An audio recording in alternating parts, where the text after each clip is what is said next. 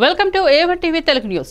Congress party assembly incharge Kandi Srinivasareddy కేంద్రంలోని BJP ప్రభుత్వంపై విమర్శలు కురిపించారు. టీపీసీసీ ఆదేశాల మేరకు ఆదిలాబాద్ పట్టణంలో నిర్వహించిన ధర్నా కార్యక్రమంలో పాల్గొన్నారు. పెద్ద ఎత్తున హాజరైన కాంగ్రెస్ శ్రేణులతో కలిసి నల్ల కండువాలతో నిరసన ప్రదర్శన నిర్వహించారు. కంది శ్రీనివాసరెడ్డి క్యాంపు కార్యాలయం నుండి భారీ ర్యాలీ తీశారు. కేంద్రంలోని బీజేపీ ప్రభుత్వానికి వ్యతిరేకంగా పెద్ద పెట్టున నినాదాలు చేశారు. స్థానిక బీజేపీ ఎంపీ ఎమ్మెల్యేకు వ్యతిరేకంగా నిలదించారు. అనంతరం బడ్జెట్ ప్రతులను దహనం చేశారు. ఈ సందర్భంగా కంది శ్రీనివాసరెడ్డి మాట్లాడుతూ కేంద్ర ఆర్థిక శాఖ మంత్రి నిర్మలా సీతారామన్ ప్రవేశపెట్టిన తాజా బడ్జెట్లో తెలంగాణ రాష్ట్రంతో పాటు ఆదిలాబాద్ జిల్లాకు తీవ్ర అన్యాయం జరిగిందని ఆరోపించారు.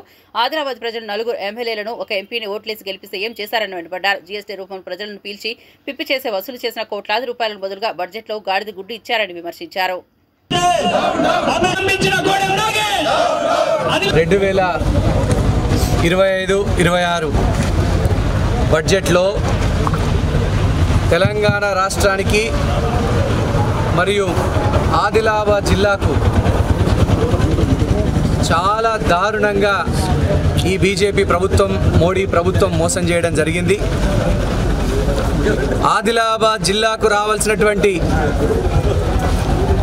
రైల్వే లైను ఆర్మూర్ నుంచి ఆదిలాబాద్కు రైల్వే లైను మంజూరు కాలేదు.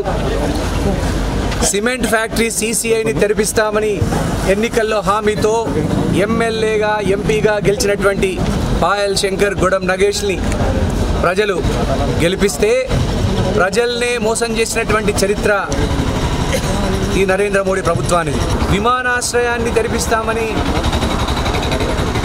మోసపూరిత హామీ ఇచ్చి అధికారంలోకి వస్తే ఒక చిల్లి గవ్వ కూడా విమానాశ్రయం అభివృద్ధి కోసం కేటాయించలేదు.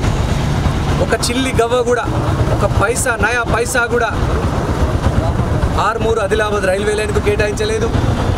CCI ఫ్యాక్టరీని తెరిపించడానికి ఒక చిల్లి గవ్వ కూడా కేటాయించలేదు.